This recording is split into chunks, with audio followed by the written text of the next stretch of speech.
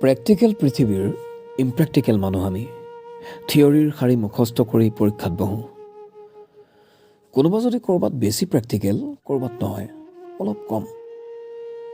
আৱেগিক হৈ পৰোঁ চিনেমা এখন চালে, আৱেগিক হৈ পৰোঁ গান এটা শুনিলে। সেই গানটো বা চিনেমাখনে মনটোৰ গতি সলনি কৰি দিয়ে। আমি প্ৰেক্টিকেল পৃথিৱীৰ ইম্প্ৰেক্টিকেল মানুহ, তাত কোনো দুখ নাই।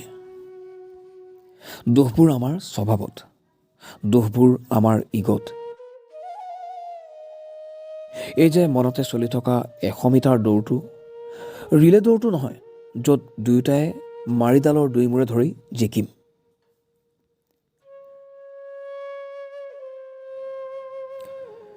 আহি যায় প্ৰেক্টিকেল কথাৰ মেৰপাকবোৰ। মই কিয় ক'ম, মই কিয় কৰিমত ৰৈ যায় বহুতো কথা।